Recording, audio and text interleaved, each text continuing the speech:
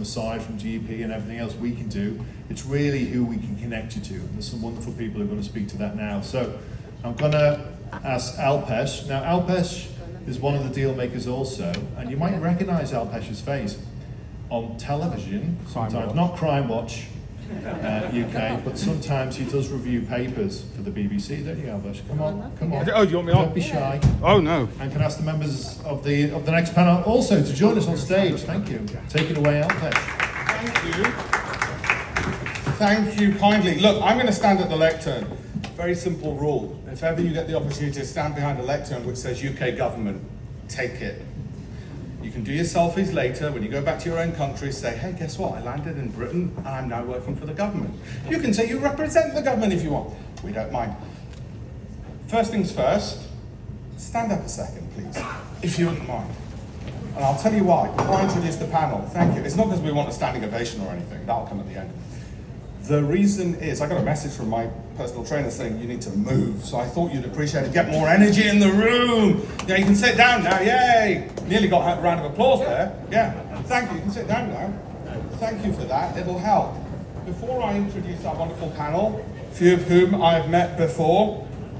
Right, where's the lady? Where's the lady from South Africa? She's coming. She left the room. I was going to tell her, we also at GP, and Michelle knows this, 3 times a year, we do, in Parliament, Women in Business and Tech events. And our next one is July the 18th, I think, or the 14th. It's one of those two. Get in touch. You're invited whether you're part of GP or not. We usually have about 200 people in the room, women on the panel, men and women in the room, and if nothing else, you get to see Parliament. But we do that 3 times a year as part of all the challenges. What was her name? I missed her name. Norleen. I missed her name. I apologize for that. And it's because of the challenges she raised and mentioned. So that's part of GP. Now, we've got a big Indian delegation. Again, before I introduce the panel, we've got people over from India, haven't we? Because I got the demographic. Put your hands up if you've come over from India as part of the કેમ છો કોઈ ગુજરાતી છે હું ગુજરાતી છું તમે બી મહારાષ્ટ્ર ગુજરાતી આવડે છે આપણે ખાલી ગુજરાતી જ બોલીશું સરસ આપણે જરૂર નથી આપણે જ ખાલી વાત કરીશું I better switch to English. We are multicultural. We will help you wherever you are from the world, to the extent we even appointed a British Indian Prime Minister to make the Indians feel at home. We're working our way around the Commonwealth and the rest of the world as well. Nerlene, I was just addressing your question. Your friend will tell you what I said earlier, but thank you for raising that. It'll come up again in a moment. So, our wonderful panel. Now, I'm incredibly nervous because I've never moderated a panel where I've had so many emails from HQ, Akir, Michelle, don't mess this up, they're really important. Our director wants to know, have you been in touch with them? Have you met them? Have you bought presents for their children? Have you moved in with them? Have you contacted them? Have you had lunch with them? Have you had dinner with them?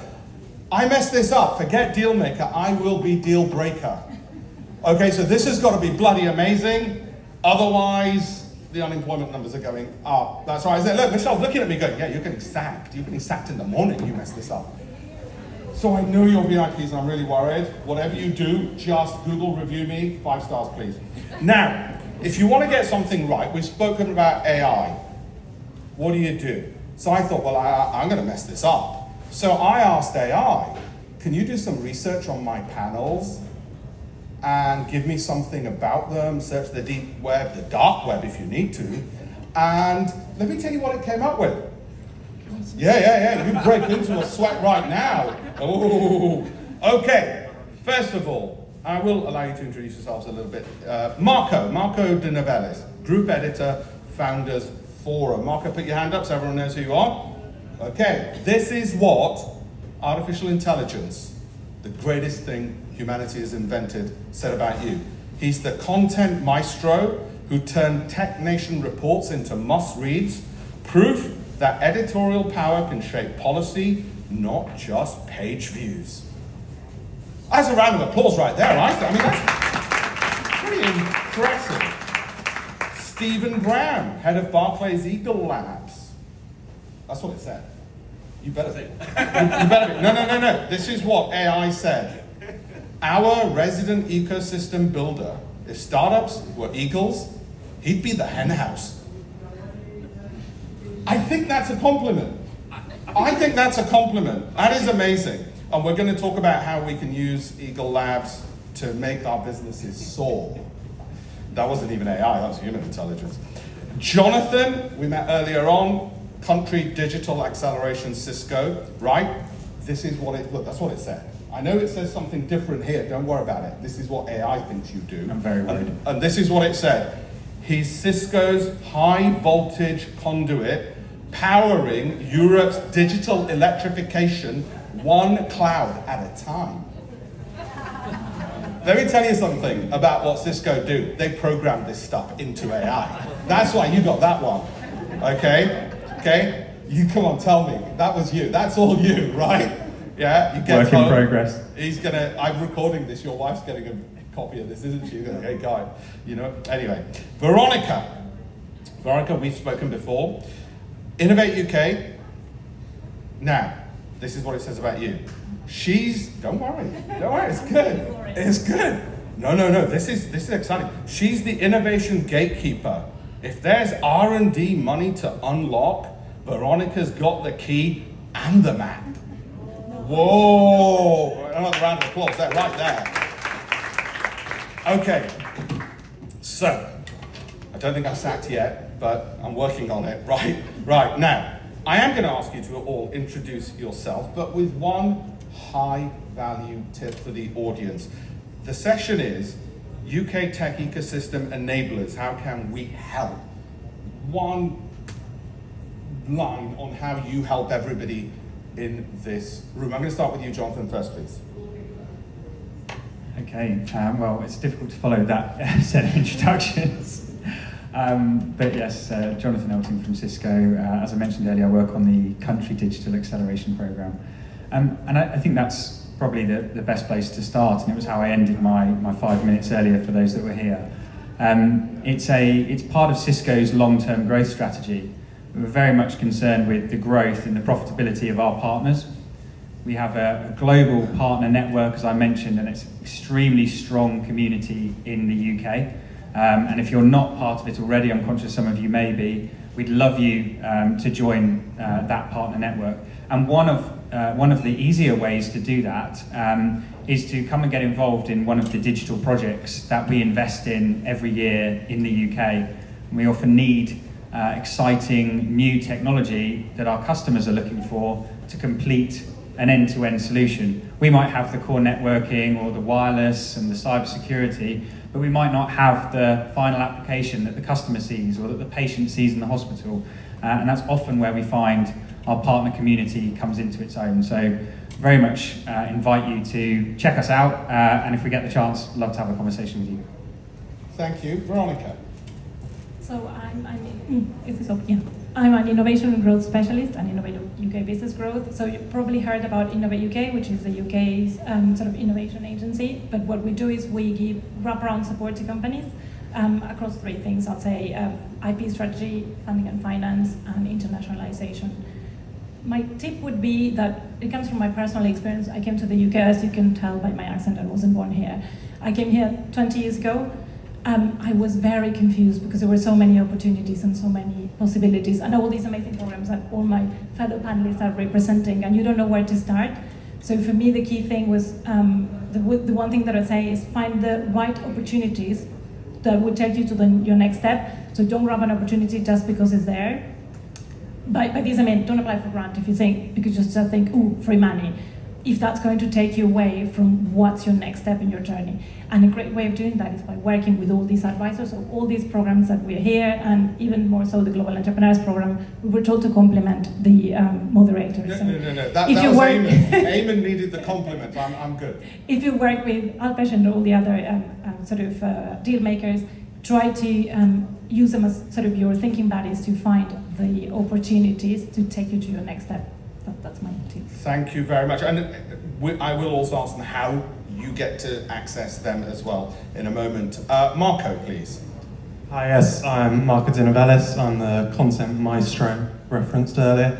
I'm group editor at Founders Forum Group and Tech Nation. So Tech Nation is the leading growth platform and industry body for startups and their teams across the UK. So 35% of all UK unicorns ever created have graduated from a Tech Nation programme.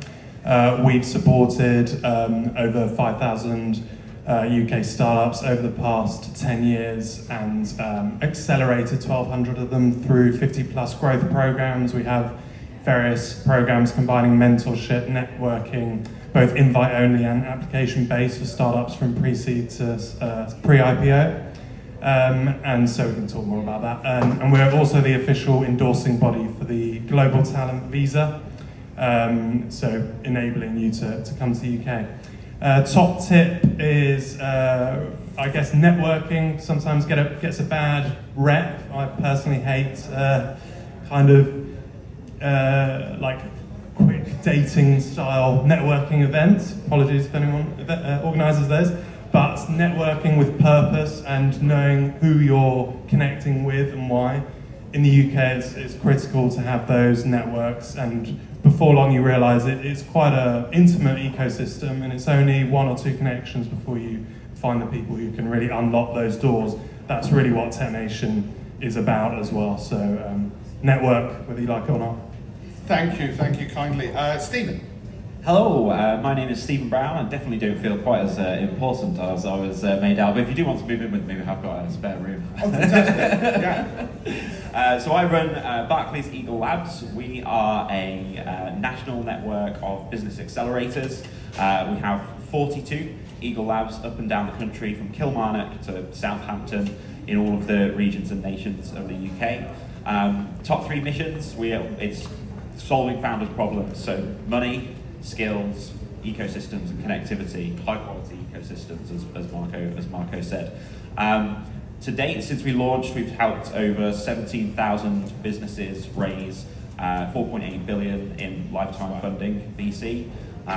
So a big ecosystem player, and I have an army of ecosystem managers up and down the country. They're not bankers. Their job is to get excited about your business and help connect you locally to the ecosystems, to investors, to academia, and everything else that goes with founding and growing your business.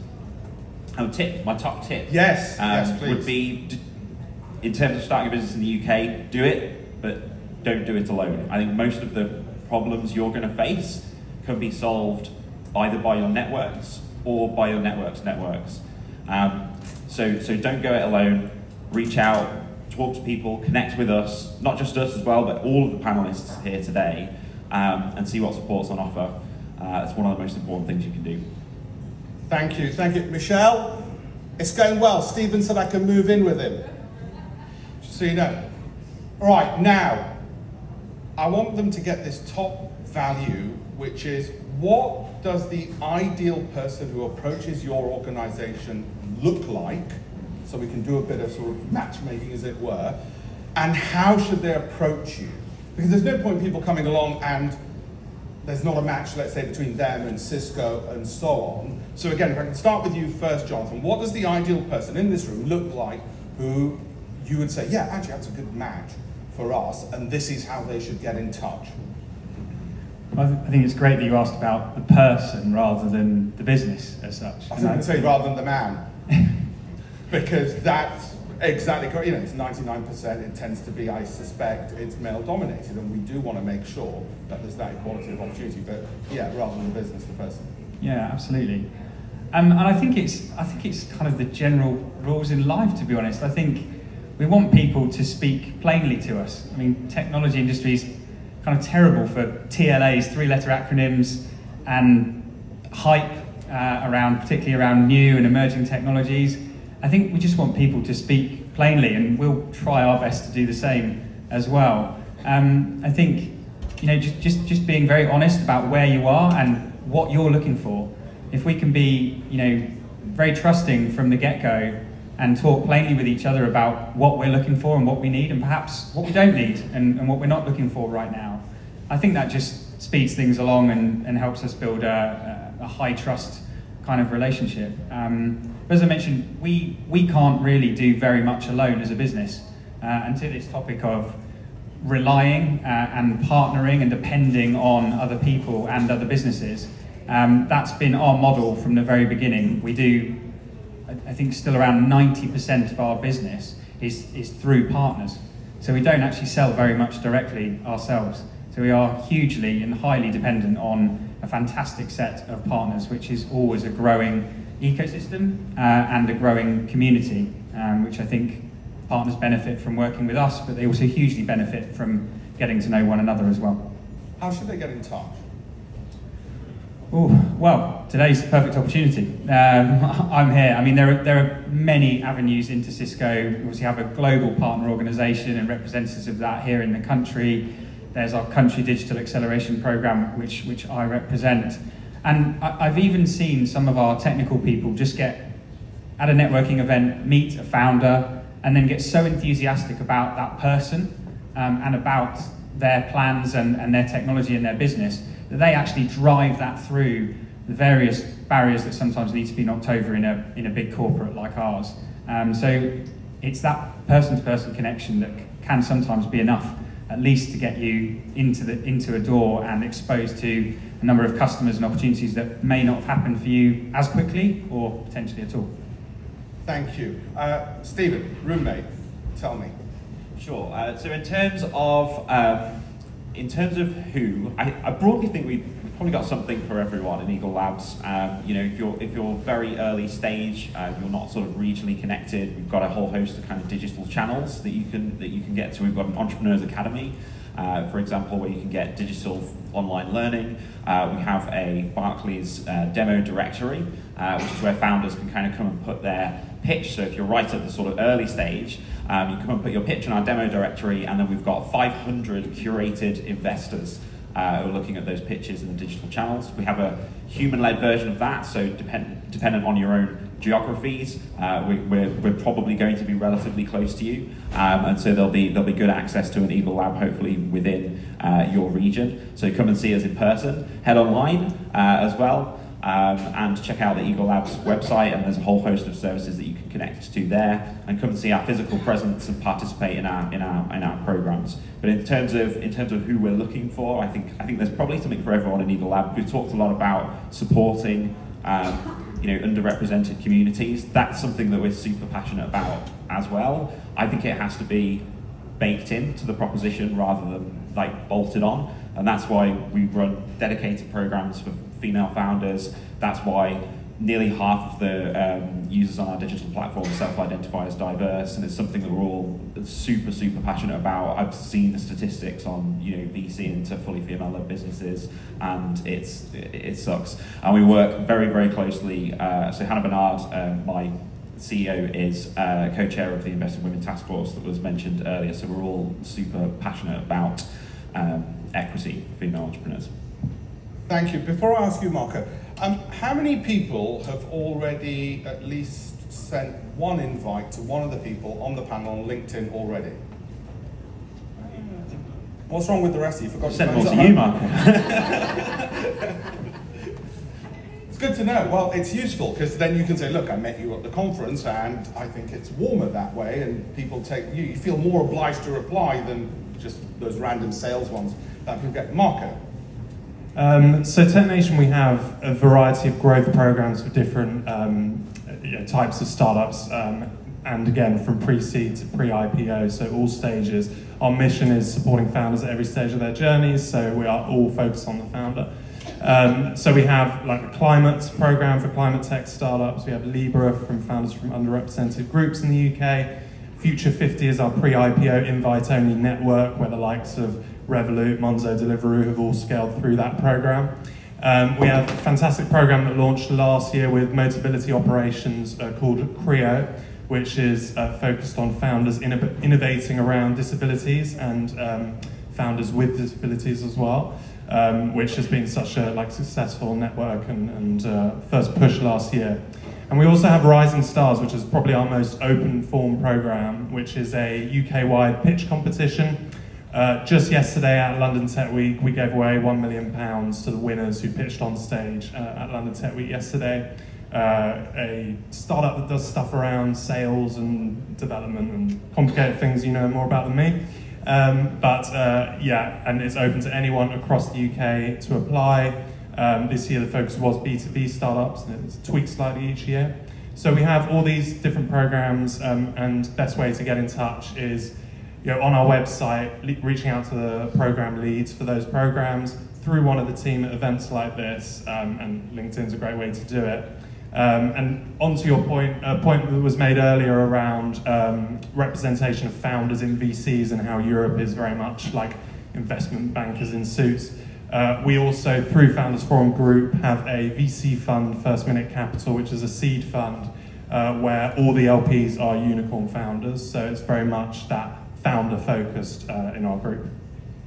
Thank you very much. Very useful. Veronica, please. For us, the ideal founder, well, first the dry stuff, which is you have to have your company incorporated in a company's house. That's the first hurdle. But other than that, it's founders of companies across like the whole growth journey, so startups to scale-ups. But we need to see two things: high innovation. There has to be a high level of innovation. That's why it's Innovate UK. And then we need to see that the founders have that ambition of growing. So we're thinking about outcomes. We want to see that you're going to grow, you're going to create employment, because remember, it's taxpayers' money. So we want to see a return on investment on that taxpayers' money. There are some founders, especially I had to say lots of my clients are female founders. They're a joy to work with. And who's a joy to work with? Those that you present an opportunity to them and you open the door and they make the most of it. And that's the key ideal client that I always want to work with. It's something we resonate with at GP as well, that some of them are just amazing. You open the door and they make so much of it, and you heard some of them on Eamon's brilliant panel earlier make the same point. So the next thing I want to ask you, again, we're going to do Q&A in a second. The next thing I want to ask you is this. So the other day I had a marketing problem, so I went to AI, and I said, at the end I said, okay, tell me what I don't know, what I'm not asking you. What are the unknown unknowns that I really should know and should be asking you? And it replied back, the first thing it said is, that's incredibly perceptive of you, how very self-aware. So I'm getting worried about AI, but on the important point, unknown unknowns, what are the things they don't know that they should be asking, but you know they should be asking? What comes to mind, and I'm trying to buy you a bit of time here, Jonathan, that's why I'm longing out the questions. Yeah, because I think, and by the way, AI for my problem, the marketing problem, it solved it, and it really was something I hadn't thought about, and wouldn't have thought about in a million years. So similarly, for each of your organizations, what are the unknown unknowns I want them to go away with and go, oh shit, I didn't think of that, I really should be doing that. I can come back to you. I could go to, who wants to go first? Oh, come on then, I'll have a Yes, thank you, Steve. Thank you. Unknown unknowns. Wow, that's so look, I think really getting out and kind of exploring the kind of different strengths of the UK. We talked a little bit about it earlier, right? I think you one of the businesses from is it Newport in Wales, and you sort of went, oh, I didn't even know, that was a town kind of thing. The UK fundamentally has industrial kind of strengths like up and down the country. There is increased investment in the regions and nations. Some of our research showing that Scotland, for example, is punching above its weight by something like 30% on investment. And so really, to unlock those unknowns, I think it's about, you've got to get out there and explore kind of what's happening and discover some of the stuff. So we have an Eagle Lab in Kilmarnock, and Jonathan, who works up there, our ecosystem manager, is doing some amazing work in partnership with the corporate bank on space. And if you're like a total nerd like me, then I love going up and visiting him and kind of talking about that ecosystem around, Saxavor, the vertical launch facility that's being set up offshore, around some of our clients who are then participating in the ecosystem and looking at, manufacturing semiconductors in space, or, orbital data centers and things like that. And what you realize is that actually, we love London, right? Like we love London. There's lots of level investment going in, but actually there's these industrial kind of powerhouses in different pockets around the country, and I think that's a big gap in kind of certainly, I suppose, from what I'm hearing today, is like founders coming in from international communities. Is like really do your research and kind of explore, or come and ask us and others where those kind of industrial strengths lie that might align best to your business model. Thank you, that's excellent. Jonathan, do you need a bit more time? Should I go to Marco? I can give it a go. You need Cisco processes, that will speed things up. Yeah, exactly. I think maybe the best thing I can say is give an example. And the unknown potentially, it's difficult to assume know my own unknown unknowns, never mind yours. But I think it's industry alliances. We see those as extremely powerful vehicles for everybody involved. And an example I wanted to share with you is something called the Lister Alliance. This is an industry alliance focused on healthcare in the UK. The Lister Alliance is a combination of NHS trusts, so our hospitals basically here in the UK. It's with Cisco, it's technology partners, and it's with academic institutions as well. Over the last couple of years, that group of people has set up 4 living labs across the country. So in 4 separate physical locations, we have a live hospital environment that is also demonstrating combinations of technology to improve patient outcomes and improve conditions for medical staff. And we've worked with a range of different partners that we've never worked with before in setting up those living labs, which are now helping to prove the benefits and the real monetary value, in some cases, of the technology application in hospitals. And so it's a fantastic opportunity for everybody involved. And just one example of a partner we started working with, they're called Purple Transformation Group. They have a great technology, actually sounded similar to FEMA, who were on stage earlier. They have an AI technology that, the way we're using this in hospitals, combined with our Cisco Meraki security cameras, is we can set virtual tripwires around the hospital. We need to think of a new name than tripwire, that doesn't sound right. But it basically allows us to sense when a patient, and particularly useful for patients with a cognitive impairment, when they wander and potentially even abscond from the facility, we can send alerts to the hospital staff on that immediately and just guide that patient back to safety with none of the interference of anything they have to wear or anything that would physically restrict them to where they have to be. So it still allows them to have their freedom, but also still remain safe. So industry alliances, perhaps. That's really helpful. I wouldn't have thought of either of your answers, actually, so it really is helpful. Marco, please. I'm helped by your 2 answers, so I'll just jump on the back of those. One with a shameless plug on the UK tech sector more broadly, hubs outside of London. We released our Tech Nation report 2025 yesterday. It's the State of the Nation report on UK tech. Anything you want to know about tech clusters, industries to watch, VC funding trends, it's all there, so do download it. And as you were saying earlier, seeing rapid growth in the Midlands, Scotland, east of England in particular. Scotland is like amazing in AI, in space tech, so lots of innovation. As someone who's born in London, not far, kind of 20 minutes away from here, it pains me to say, but there is more to the UK than just London. So obviously, educational centres, Oxford and Cambridge, and then all across the country there is tech going on. So, consider those things. What you might not know, again, it's just coming back to that point about network, and it is a challenge to come to the UK and not have a platform like the Global Entrepreneurs Programme or the organisations that we represent.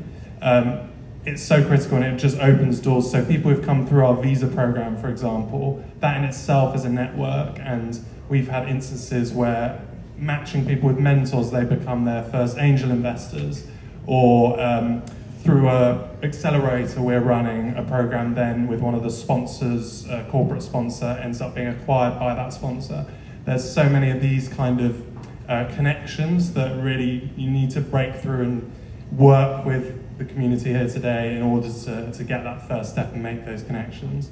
So it is kind of tough without that, and that's why we're here and we exist.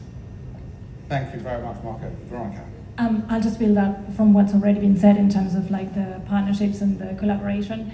So there is, for example, there are 9 catapults in the UK that you can access like across different sectors, like offshore renewables, connected places, cell and gene therapy, etc. Just to give you an example, in our UK Business Growth, we have a specific grant to work with those catapults. So if you apply for those grants, you can get a research and tech organization or a catapult to do a piece of work on your behalf. So all these amazing opportunities, but they all come from collaboration. And I think pretty much it's all been said. It's all about how you work with all the other organizations. There's something that AI will never be able to do, and I think you can Google who can resolve this problem, but you don't know the person. And I was thinking about that when I was coming here. One of my clients had a situation. What did I do? I called Aquaya, the Global Entrepreneurs Program. So maybe you can Google, but do you know who Aquaya is? And well, now you all know. And can she? And do you know what? Because I know what she knows and how she can help me. But can someone else? Or I can call Michelle sitting there. And I think that's how we work. And now we got 3 more connections here that I know that for some of my clients, I may be able to reach out and say, hey, how can you these people that are doing something amazing? Can you help them? So it's all that sort of network in the UK, which is brilliant. But as my fellow panelists have said, you need to learn to navigate it, sort of like so that it doesn't become a waste of time. And you said it, networking with the purpose. I think that's a key thing. And I could keep rambling on, but that's it. No, you're not rambling at all. No, that's perfect. Thank you. I'm going to open it to Q&A, and then before we close after Q&A, so you can start mulling this now. I know, Jonathan, you need a bit of extra time to think things through, but I'm going to ask you for one closing thought, remark. Might even repeat an earlier point, that's all fine. But first of all, I'm opening it to you guys. The best moderators are always the audience. They always have the best questions. So, usual process, please raise your hand. And you are? Tiana is going to come along and give you the microphone. First question, the gentleman over there. And if you'd stand and just tell us your name and organization you're from, please. Absolutely. So my name is Nishant. I'm from Singapore. Thanks to Technician who has invited me and my fellow founders. You meet all of them. They are amazing. But one thing common among most of them is they're all deep tech, whereas I'm not. So one of the questions I have been grappling for the last couple of days been here is, I'm solving, my industry is market research. It's a $140 billion industry, and Cambridge Analysis just 2 years back came out saying 82% of all market research surveys are fraud. 82%. And no one does anything about it. You will see it all around. So I'm the first company that's trying to solve it, but it's not deep tech. It's a non-LLM AI that's solving it. Now, how do I leverage, for example, the GP and, this, for example, when Veronica was talking about, she's talking about her 9 clusters, and if you are in those 9 clusters, then I'm interested in you, otherwise, don't bother me kind of thing. So how do I leverage, this community to find, new opportunities to grow and bring that thing to UK? Okay, who'd like to go first on that? Obviously, speak to us at GP, and my colleagues throughout the day will be answering your question in various ways, so I won't repeat that. But who'd like to go first into that in terms of bringing new technology? So very quickly, just connect with any of us. I think once you find your trusted advisor, someone you think, okay, we can work together, because it has to be a mutual sort of understanding that we can help you and you want our help, and then we can help you navigate all these things. Connection with catapults, you can reach out directly, but if you're involved in one of the programs, it's more likely that someone will take you by the hand to that specific program, just to make your life easier, hopefully. Does anybody else want to come in on that? So just really quickly, your innovation business, your business sounds to me like an innovation business, right? And so I think from Eagle Lab's side, the simple answer is we want to help. Come and talk to us, and we'll get you connected up. And we'd love to have you as part of the family. Thank you. Oh, sorry. That's just on that point, not being deep tech. Just remember that a lot of VC investors love not deep tech. Deep tech is like serious capex requirements at early stage. If you're like a SaaS platform with low costs, like happy days. So don't be discouraged.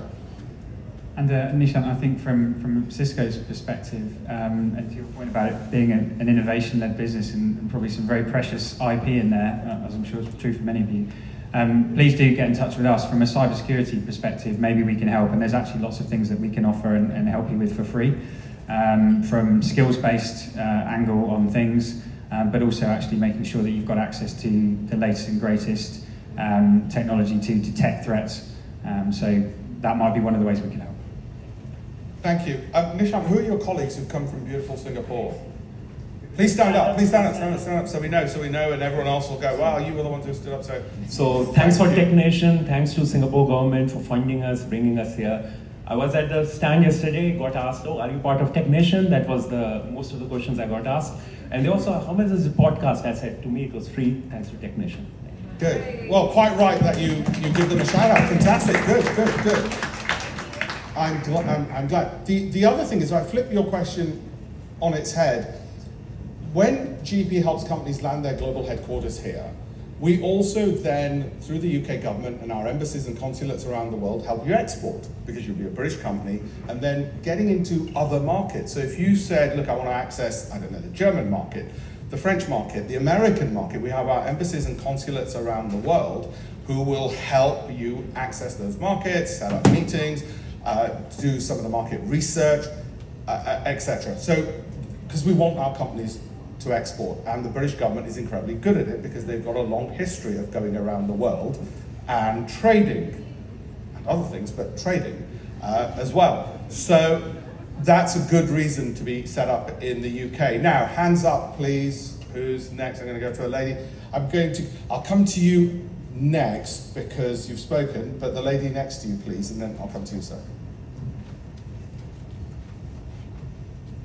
Hi everyone, I'm Nivashni from Smarty in South Africa. My solution is based on Internet of Things, and we see great opportunities for our particular technology.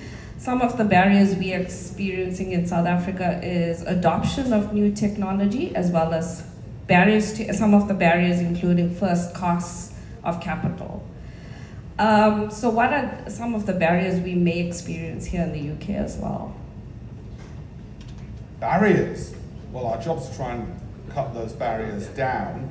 Who'd like to address some of the barriers? And I guess more so how you help them overcome them. I think, let me just rephrase that. Sure.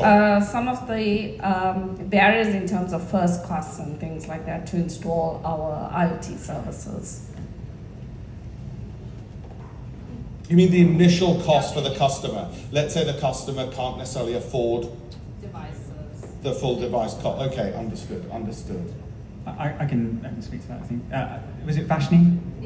Nivashni. Yeah. I think that's one of the barriers that the Country Digital Acceleration Programme tries to overcome. So in a way, we de-risk and catalyse those first customers, in a way, for new businesses. So we'll actually use Cisco dollars to get a proof of concept or a pilot up and running, as long as we feel that there is, strong potential for you to potentially become a Cisco partner, and that we see that the customer problem that you're solving is fairly common. It's something that if we do it well once, we might be able to repeat it or near repeat it over and over again, potentially in different verticals, potentially in different countries. So that's partly what this program exists to do, which is kind of help cross the chasm. Yes. And once you've got that first customer or first few customers, then things can really start to flow a lot easier. That's partly why this program exists. Thank you. Anyone else want to come in on that? In terms of just reducing that initial cost. I mean, from an accountancy perspective, the companies will have incentives to make capital expenditures. We've had various schemes in the UK whereby more than 100% of the cost is depreciated. Sometimes it's accelerated depreciation. Sometimes it's, as I say, more than 100% depreciation, so you're actually effectively getting paid to make capital expenditures. Speak to accountants about that. So there often are with companies all sorts of benefits on that front. I'm going to come to the lady at the front, and then I promised the gentleman, I promised you, didn't I? I'll come to you after the lady at the front. Hi everyone, I'm Noelia, I'm from Argentina. My question is about innovation and emerging technologies, because I decided to found a neurotech startup 5 years ago. And I wonder, how do you see this neurotech landscape in UK? Thank you. Before you answer that, can you please make sure when you go back to your country, you don't win the World Cup next year? Because I really think England, it's long overdue, and we really need it. So I'm going around all the countries who might have a chance. I've spoken to the Germans. Well, you can imagine what they said. But anyway. So I guess I could maybe speak more. I try and come to these things with like some sort of like insightful thing to say about the latest trends in AI sort of thing. But I haven't checked my phone in the last 30 minutes, and so by proxy I'm now like 3 years out of date, right? And so I think more broadly on our side, we have to be humble. I think as bankers, we're not the experts, and that is why we deploy expert partners to work with your business and help understand those economies, unlock challenges. We've delivered thousands of mentoring hours, and it's not the bankers that are delivering the mentoring. It's our specific sectoral expert partners who are doing it, and those are the sorts of people we're convening around ecosystems. I think on tech and AI more broadly, it's that we're in another era now of what is effectively exponential growth, and we've had these epochs or periods of where we've seen like big spikes in growth from the internet, smartphones, semiconductors getting kind of smaller and smaller and smaller, and then we've had that sort of plateau, and now we've entered that next stage. I think now that AI is part of the public discourse, there's a lot of potential for rapid acceleration.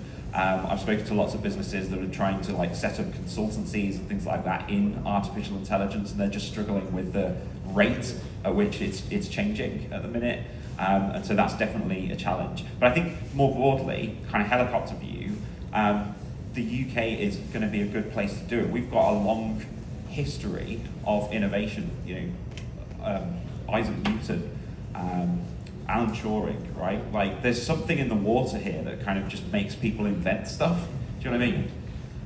And so that's a big strength. I think we talked a lot about the statistics, but it's also about kind of my sense of it, I guess, as I'm out there in the ecosystems.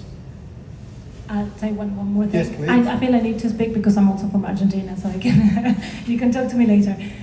Basically, I think I'm no expert in your sector at all, but the thing is, when I look at it from the grant perspective, which is broadly what I think an investor will look into as well, if you're solving a real problem and you found a market and it's very innovative, you will get the support one way or another.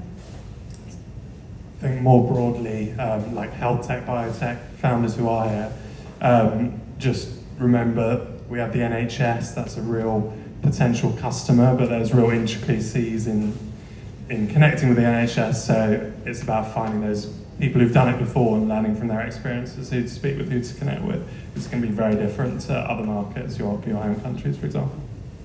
Thank you. We're running short on time. I think one more question. We've only got about 5 hours left, haven't we? Before I've got to wrap it up. That's what it says here anyway. I've got glasses on. The gentleman at the front. My name is Raman Kumar. I'm from Delhi, India. My question is basically how probably to Steve as well as to Alpesh, you. There are basically, the world is moving towards from curative to preventive side, because cost of hospitalization is always very high and you always have waiting, and while AI and everything is coming, diagnosis is going to be tough. My question is how, of course, Barclays Eagle Labs and how as basically JP Dealmaker, you see at solutions which works in preventive healthcare in a SaaS-based model. That's because healthcare practitioners we use, and while NHS is one part, but private healthcare is something which people do want to use, wherein when practitioners want to get into learning mode, they could do something to support their patients out of the NHS mode that we have seen. How do you see some of these programs which are SaaS-led, primarily SaaS-led for this program? Just to let you know, Rook Street is basically an India-based platform for traditional alternative medicine used by over 50,000 doctors. We are a Series B stage company based in India. Thank you. And before you answer that, what I'm going to do, wrap into that, roll into that, 2 or 3 other questions, so everyone gets a chance. Then you can pick and choose which one of them you want to answer, how you want to answer them. Nolene, I think you wanted to ask something a bit earlier. and then I'll come to you and those two. I'm going to apologize, I ask a lot of questions. So my question is specifically for Jonathan. Jonathan, I work with Cisco in South Africa, and the reason I'm posing it to you, it's really, really difficult for SMEs to work with your programs. And we sit on this global platform and we talk about how easy it is. It's actually not easy. And we're not really small, we're more medium. And even as a medium enterprise, you guys have fantastic things, because we have women in cyber. And we work on that, and we're doing great things. But to get onto your programs and your platforms, it's really difficult. So I'm hoping to corner you after this. And maybe if you can just tell us very quickly how you guys can actually help us. I know I beat the drum about women, but it's a serious thing, and we are facing this. So we're really looking at big tech to help us shut some of this down. Corner him after this. You cornered him in the middle of this. He'll come. I'll definitely, of course, give you the right to reply to that as well. The lady there, gentleman behind you, and then I might have to cut it a bit short. Sorry, sir. Yes. Hello, I'm Dr. Rashid, founder of Smart Coach Technologies. So we have been talking a lot about AI, but behind AI there is the entire hardware infrastructure in terms of semiconductor. So I'm a semiconductor startup, and it's very deep tech. It requires a lot of engineering, and so my team consists of engineers and PhDs. But what I want to understand is that what is your requirement in terms of the composition of the team, or your expectations in terms of the composition of the team? Because my team doesn't have any business minds or marketing minds, but purely an engineering team. So it's like we are just naive people. We started a startup. So yeah, just for the GEP program, I wanted to understand that. Yeah, I can answer that at the end. And finally, the gentleman there, and I hope you're memorizing all of these. You don't have to answer them all, obviously. Just pick and choose, which you feel best able to answer. First of all, thank you so much. Very insightful. My name is Ahmad Saad. I'm founder of Toothpick. Toothpick is a solution integrates fintech and marketplace, empowering clinics. And speaking of healthcare, and I really want to know how you guys bring founders of the same institutes together to empower each other and to leverage the technology they have, because we believe that all industries should work together within the same ecosystem. It's not only connecting us with investors or connecting us with other introductions, it's more about working together as founders within the same institutes. Thank you. And finally, the gentleman there, and then you're going to have 1 second to answer. Thanks, Alpesh, for extending the questions to me. We are unusual. We are India's one of the first science commercialization organizations. So we work with scientists and deep tech founders there to commercialize their ventures from TRL 3, 4 to 7. And we see increasing synergies with UK on a lot of fronts.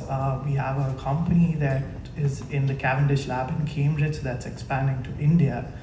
And we see an AI life sciences company that works with AstraZeneca, deploying different models, wanting to come to UK. So, we want to have a headquarters in UK as well. So I'd love to know how we can work with GP-related partners to do that.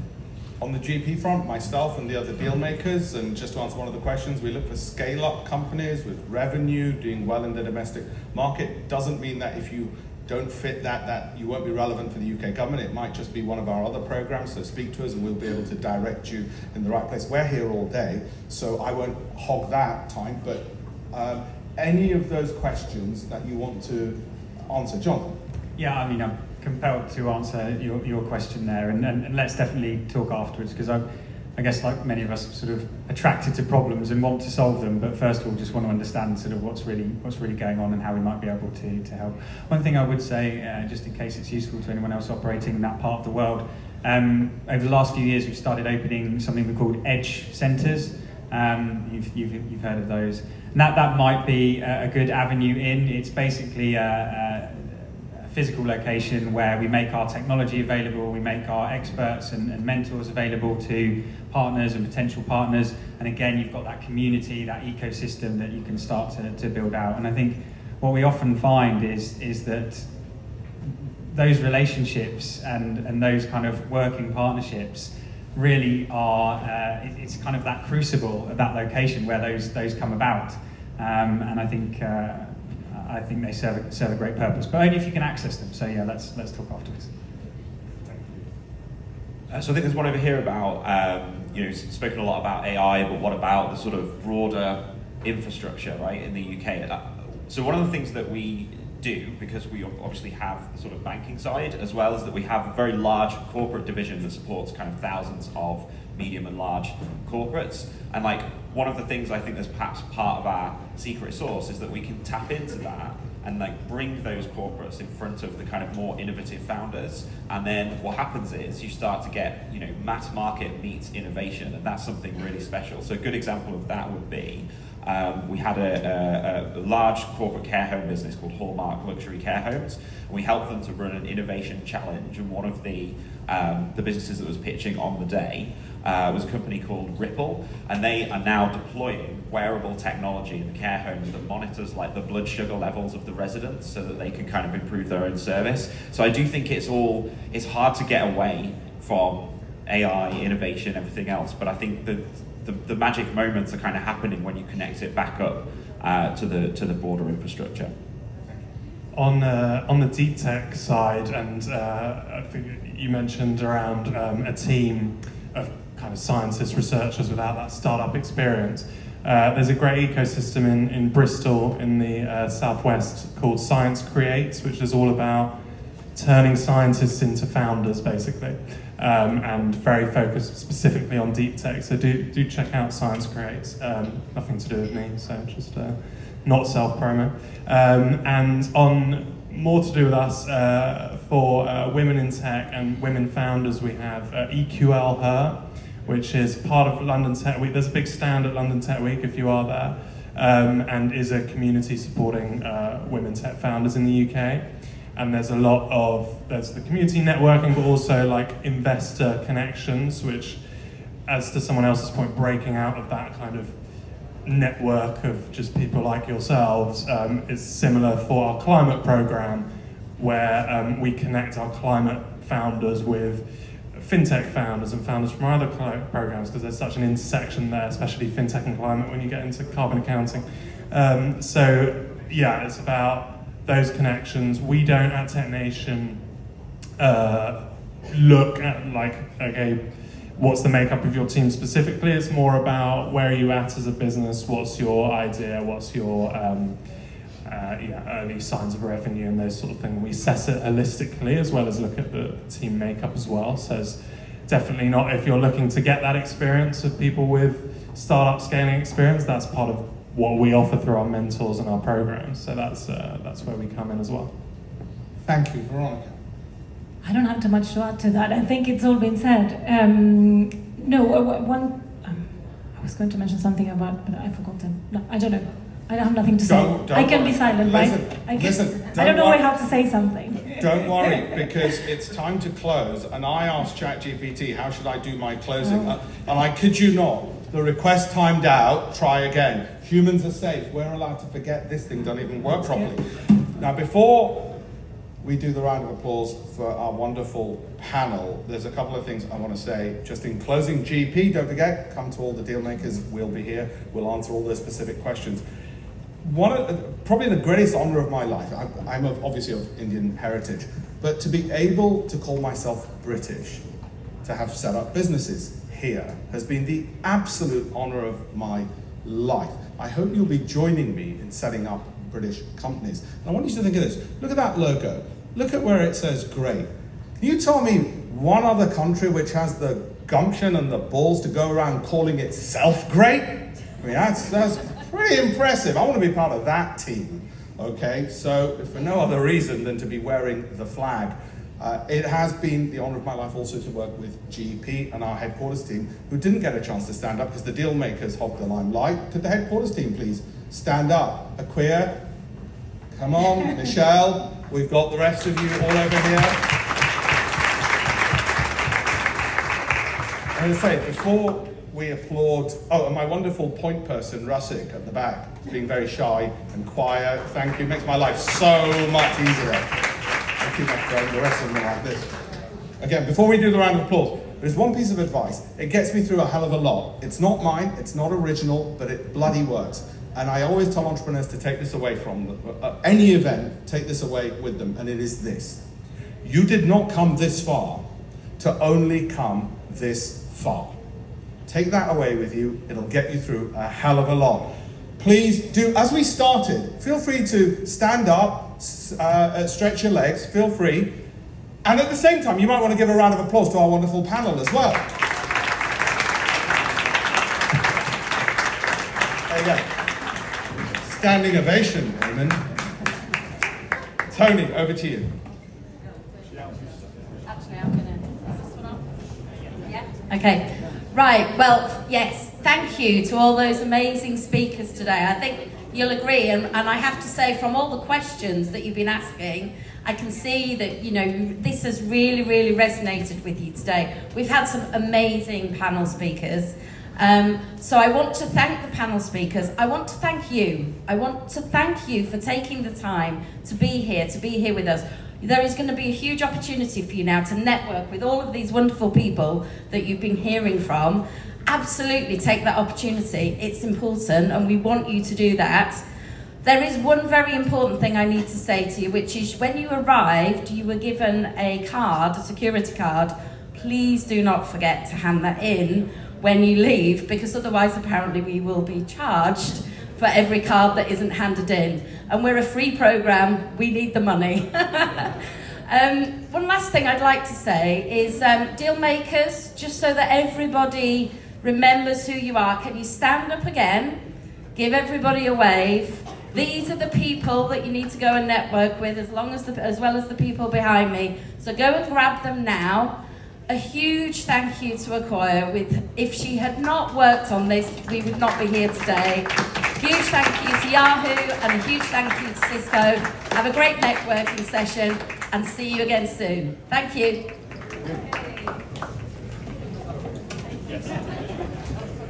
Hey, hi, can I come over? Let me turn this off. Oops.